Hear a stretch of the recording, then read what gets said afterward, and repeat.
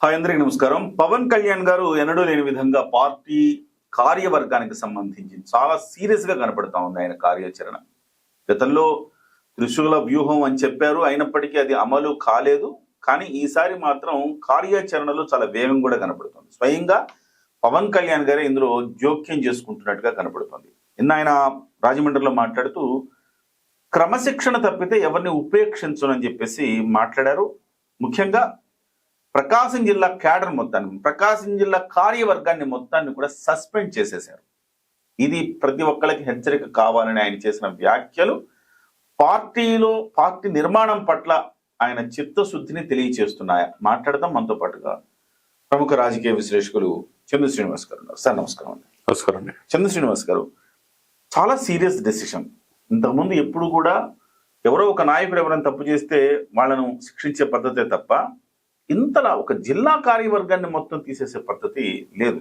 అసలు ఎందుకు ప్రకాశం జిల్లాలో అంత సీరియస్ అవ్వాల్సిన అవసరం, లేకపోతే అలాంటి సందర్భం ఏమొచ్చింది? డెఫినెట్ గా కిరణ్ గారు, ఎక్కడో చోట rule is rule for all. నిజాయితీగా పని చేయకపోతే, స్వచ్ఛమైన రాజకీయాలు చేయకపోతే పార్టీ అధినేతగా ఆయనకి సర్వాధికారాలు ఉంటాయి. మీరు అన్నట్టు గతంలో కొంతమంది తప్పు చేసి వాళ్ళకి నోటీస్ ఇచ్చి ఒక 6 వారాలు పోయి నివేదిక ఇవ్వండి, ఈలోపు పార్టీ కార్యక్రమాలు దూరంగా ఉండమని చెప్పేవాళ్ళు. అంతే కదా. ఇది ఇప్పుడు ఏమైంది, శృతి మించిపోయింది. అధికారం వచ్చి 2 సంవత్సరాలు అయిపోయిన తర్వాత కూడా attitude point of view change కాకపోతే, నాయకుడు చెప్పిన ఆదేశాలకి తూచా తప్పకుండా పాటించకపోతే ఆయనకు అధికారం ఉంటుంది. కాబట్టి ఇప్పుడు ఆయనకి అత్యంత సన్నిహితుడు, ఈ పార్టీ పెట్టక ముందు నుంచి కూడా, ఇప్పుడు సినిమాల నుంచి ఒక అభిమానం ఉన్న షేక్ రియాజ్ అనే వ్యక్తి రేపు మా ఒంగోలు ఎమ్మెల్యేని కూడా నేను చేసి అసెంబ్లీ పంపిస్తానని చెప్పిన వ్యక్తి, గతంలో టికెట్ ఇచ్చిన వ్యక్తి. మరి ఎంత విధేయతగా ఉండాలా? మరి బాలినేని శ్రీనివాసరెడ్డి గారు వచ్చిన తర్వాత, చేరిన తర్వాత ఆయన 19 మంది కార్పొరేటర్లతో వైసీపీ వాళ్ళని రిజైన్ చేపించి తీసుకొస్తే ఆయన అప్పటి వరకు కూడా ఏ పని చేయనీలా. వహించాడు ఈ రిపోర్ట్ ఆ రిపోర్ట్ అన్ని తెప్పించుకున్నాడు. చివరికి ఆయనకి 4 జిల్లాల బాధ్యత అప్పచెప్పాడు. చెప్పి మీటింగ్ పెడితే ఆ మీటింగ్ కూడా వీళ్ళు వెళ్ళకపోతే మరి అధినేతకి మరి ఏమవుతుంది? డెఫినెట్ గా మీరు ఇందాక కార్యవర్గమే కాదు, పార్టీ అధ్యక్షుడు షేక్ రియాజ్తో పాటు కార్యవర్గం మొత్తాన్ని సస్పెండ్ చేయడం అనేది ఒక హెచ్చరిక. అంతే కదా. మిగతా జిల్లాలో కూడా ఒక హైరార్కీ ఉంటుంది. ఒక సిద్ధాంతం ప్రకారం, ఐడియాలజీ ప్రకారం జనసేన పార్టీ మిగతా పార్టీల కంటే భిన్నంగా ఏర్పడింది. దానికి అనుగుణంగా అధ్యక్షుల సూచనల్ని తూచా తప్పకుండా పాటించాలి కదా. ఏమంటారండి? ఖచ్చితంగా. కాబట్టి ఆయన చేసింది కరెక్ట్. అంటే ఇప్పటికైనా అక్కడ ఎందుకంటే జెండాలు మోసిన వాళ్ళు. ప్రకాశం జిల్లాలో పార్టీ ఎదుగుదల లేదా?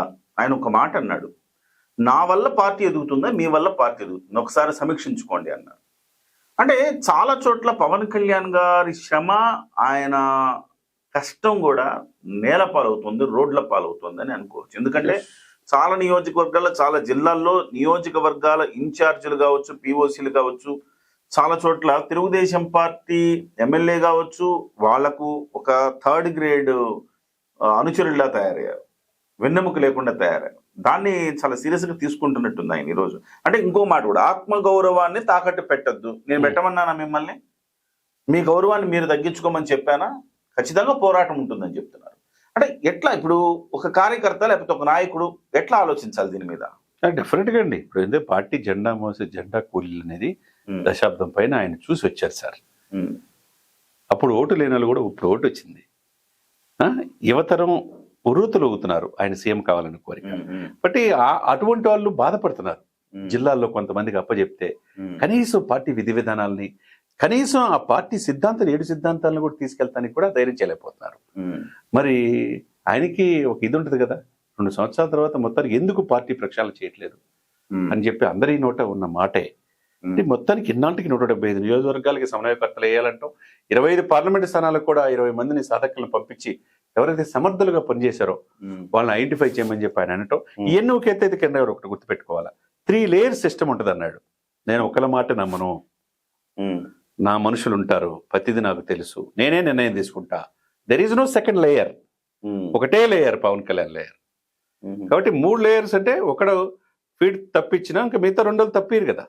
ఆ విధంగా అన్ని క్షుణ్ణంగా పరిశీలించి నిస్వార్థమైన జన సైనికులు మాత్రమే, వీర మహిళలు మాత్రమే నేను తీసుకొని బాధ్యతలు అప్పచెప్తాను అని చెప్పడం ఏదైతే ఉందో చాలా స్ట్రాటజీతోనో ఆయన చెప్పిన మాటలు బట్టి అర్థమవుతుంది. ఈరోజు ప్రకాశం, రేపు నెల్లూరు, తర్వాత చిత్తూరు, తిరుపతి, లేకపోతే ఈస్ట్ వెస్ట్, ఎక్కడైతే ప్రాబ్లమ్స్ ఉన్నాయో ఒక్కొక్క జిల్లాకు ఒక్కొక్క సమస్య.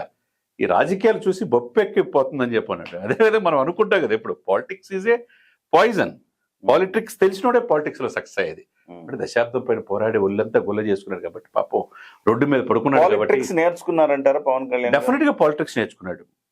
నేను నిన్న మాట్లాడిన మెచ్యూరిటీ మాటలు చూస్తే పాలిటిక్స్ నేర్చుకున్నాడు. మీరు అన్నట్టు నన్ను చూసా, మిమ్మల్ని చూసా అంటే, అరే బాబు నేను అన్ని సర్వస్వం వదులుకొని నా బిడ్డల్ని అన్ని వదులుకొని ఎన్ని మాటలను తట్టుకొని నిలబడ్డాను రా, పార్టీని బతికించుకున్నాను. దేశ ప్రధాని మోదీ గారు ఈయన పవన్ గారు తుఫాన్ అంటున్నాడు రా బాబు. నా రేంజ్ ఆ స్థాయిలో ఉంటే మీరు నా రేంజ్ని తగ్గిస్తానుకున్నారా? దేనికి ఉన్నారు? నాకెవరో శత్రులు లేరు, నా పక్కనే ఉన్నారు శత్రులు అని. ఇప్పుడు బాలినేని శ్రీనివాసరెడ్డి గారిని ప్రకాశం జిల్లాలో ఆయన 4 జిల్లాలకు ఆయన్ని కోఆర్డినేటర్ గా వేశారు. సొంత జిల్లా ప్రకాశం జిల్లా. ఒకప్పుడు మాజీ మంత్రి ఆయన. సో వైసీపీలో కూడా చక్కని నిప్పుల నాయకుడు. వైసీపీ, టీడీపీ, జనసేనని కాకుండా ఆయనకంటూ ఒక సొంత బలగం వర్గం ఉంది ఆయనకి. ఆయన వెంట నడిచే వాళ్ళు ఉన్నారు. పవన్ కళ్యాణ్ గారు ప్రతి సందర్భంలో అదే అంటారు కదా, మీరు కనీసం 10,000 ఓట్లు తెచ్చుకోగలుగుతారా అన్న ప్రతిసారి అడుగుతుంటారు. ఆ రకంగా చూస్తే బాలినేని శ్రీనివాసరెడ్డి అవసరమైతే ఇండిపెండెంట్ గా పోటీ చేసి గెలవగలిగిన శక్తి, సామర్థ్యం ఉన్న వ్యక్తి.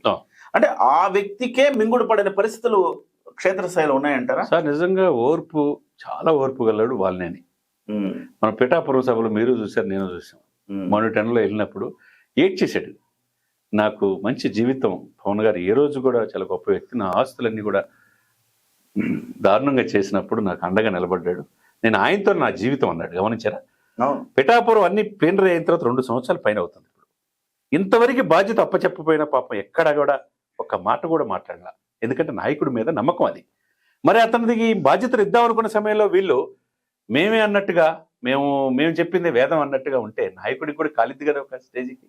కాబట్టి ఆయన సహకరించిన వాళ్ళు ఎవరైతే ఉన్నారో, ఎందుకంటే మీరు అన్నట్టు రాయలసీమలో ఒక పొట్టు ఉంది, బాలినేనికి ఒక ఇది ఉంది, ఇండిపెండెంట్ గా పోటీ చేసిన గెలిచే సామర్థ్యత ఉంది. లేకపోతే 19 మంది కార్పొరేటర్లు వైసీపీ వాళ్ళు ఆయనతో పాటు ఎందుకు రిజైన్ చేస్తారు సార్?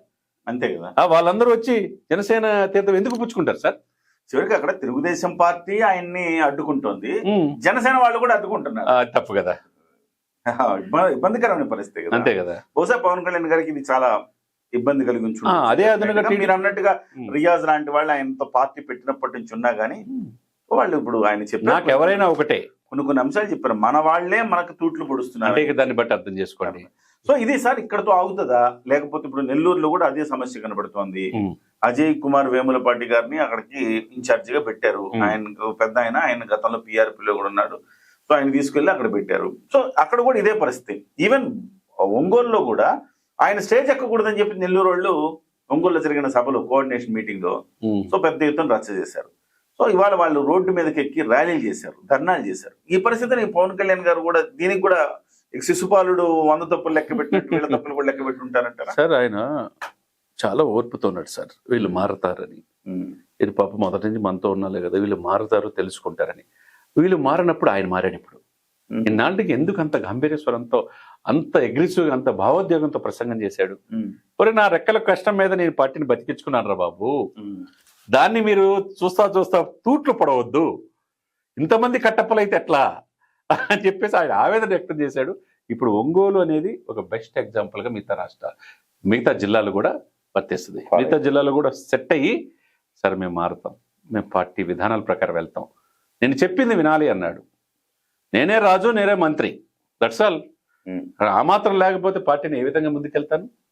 దేశ ప్రధాని మోదీ గారు మీకు నచ్చినా నచ్చకపోయినా నాదెండ్ల మనోహర్ గారు ఉంటారు, మీకు నచ్చినా నచ్చకపోయినా హరిప్రసాద్ గారు ఉంటారు చెప్పారు. అట్లానే మీకు నచ్చినా నచ్చకపోయినా బాలినేని శ్రీనివాసరెడ్డి గారు అక్కడ కోఆర్డినేటరు, మీకు నచ్చినా నచ్చకపోయినా నెల్లూరులో అజయ్ కోఆర్డినేటరు, ఇట్లా ఇంకా చాలా చోట్ల ఆయన అనుకున్నది ఈసారి గట్టిగా ఇంప్లిమెంట్ చేసేటట్టు కనబడుతుంది. డెఫినెట్గా సార్. ఇప్పుడు ఎవరి కోసమో ఆయన పందాన్ని మార్చుకోడు, ఎవరు బెదిరింపులు వంగే వ్యక్తి కాదు. ఈ సహనం 2 సంవత్సరాలు భరించాడు, ఇక భరించే పరిస్థితులు ఆయన లేదు. పార్టీని ప్రక్షాళన చేయాలా, 175 నియోజకవర్గాల అభ్యర్థులు తయారు చేసుకోవాలా, రేపు 25 పార్లమెంట్ స్థానాలు కూడా సమర్థవంతమైన ఇన్ఛార్జ్ చేసుకోవాలి. కాబట్టి నాయకుడికి ఆ స్వేచ్ఛ ఉంటుంది. ఇప్పుడు రైల్వే కోడూరు లాంటి నియోజకవర్గం ఉంది, 21 నియోజకవర్గాల్లో మోరల్లీ చూస్తే వాళ్ళు 20 నియోజకవర్గాలు జనసేన పార్టీ చేతిలో ఉన్నాయి. ఆ నియోజకవర్గం అతను ఎంత భ్రష్టు పట్టించాలో అంత భ్రష్టు పట్టించేస్తాడు ఎమ్మెల్యేగా. పవన్ కళ్యాణ్ గారు కూడా ఆగ్రహం వ్యక్తం చేశారు. అతని విప్ పదవి నుంచి తప్పించారు. అఫ్ కోర్స్ అతన్ని రాజీనామా చేశాడు. పవన్ కళ్యాణ్ గారు ఆదేశాల మేరకు చేశారని చెప్తా ఉంటారు. సో ఆయన విప్ పదవిని పక్కన పెట్టారు. సో ఆయన ఒక ఎమ్మెల్యే అని పేరుకే తప్ప సాంకేతికంగా బహుశా జనసేన పార్టీలో ఆయనకు విలువేం లేదు. సో ఇప్పుడు పార్టీని ప్రక్షాళన చేయాలంటే రిపేర్ చేయాలి. మళ్ళీ రైల్వే కోడలు రిపేర్ చేయాలి. రిపేర్ చేయాలంటే ఏం చేయాల్సిన అవసరం? ఇక ప్యారల్ గా అక్కడ ఎవరైతే సమర్థులు ఉన్నారో వాళ్ళకి బాధ్యత అప్పచెప్పాలా. వాళ్ళకి ఇన్ఛార్జీలుగా చేసేసి ఇంకా ఎదురిగిన వల్ల జరగాల్సిన డ్యామేజ్ జరిగిపోయింది కాబట్టి ఇంకా జరిగేది ఏముంది. కాబట్టి కొంతమంది కొత్త ఎవరైతే జెండా మోసిన వాళ్ళు ఉంటారో, నేను అన్నాను చూసారు జెండా కూలీలని, ఆయన నమ్ముకున్న వాళ్ళు సమర్థులు, వాళ్ళ క్యాలిబర్ నుంచి కెపాసిటీని బట్టి వాళ్ళకి బాధ్యత అప్పచెప్తానని చెప్పాడు. కాబట్టి కొత్త తరాన్ని ఎంకరేజ్ చేస్తే అక్కడ పార్టీ బతికే అవకాశం స్పష్టంగా ఉంది. Right sir, right sir. Thank you very much Chandra Srinivas గారు. సో నెక్స్ట్ టార్గెట్ అయితే నెల్లూరు కనపడుతోంది. ఆ తర్వాత రైల్వే కోడూరు కూడా కనపడుతోంది. రైల్వే కోడూరులో కూడా కొత్త తరాన్ని, చంద్ర శ్రీనివాస్ గారు చెప్పినట్టుగా కొత్త తరాన్ని తీసుకురావాల్సిన ఫ్రెష్నెస్ కావాలి. సో జనం ఫ్రెష్గా ఫీల్ అవ్వాలి. వీళ్ళెవరో సరే డ్యామేజ్ జరిగింది, దీన్ని పరిష్కరించడానికి పవన్ కళ్యాణ్ గారు ఒక మంచి నిర్ణయం తీసుకున్నారు అనే ఒక భావన కలిగించేలాగా సమర్థులైన వ్యక్తులను అక్కడ నియమించగలిగితే ఖచ్చితంగా డెఫినెట్గా పార్టీకి సంబంధించి జవజీవాలు నింపినట్టు అవుతుంది. సో ఈ ఎగ్జాంపుల్స్ ఒకసారి సెట్ చేశాడు. అవి రాష్ట్రం మొత్తం కూడా ఏ ఎగ్జాంపుల్స్ ఉంటాయి కాబట్టి అందరూ కూడా ఇవాళ స్ట్రైట్ లైన్లో నిలబడే అవకాశం చాలా స్పష్టంగా కనపడుతోంది. పవన్ కళ్యాణ్ గారు ఏదైతే చర్యలు తీసుకున్నారో, ఏదైతే నిర్ణయాలు తీసుకున్నారో, ఇవాళ పార్టీకి సంబంధించి అద్భుతమైన నిర్ణయాలు, పార్టీ బాగుపడడం కోసం ఈ నిర్ణయాలు దోహదం చేసే అవకాశం స్పష్టంగా ఉంది. నమస్కారం.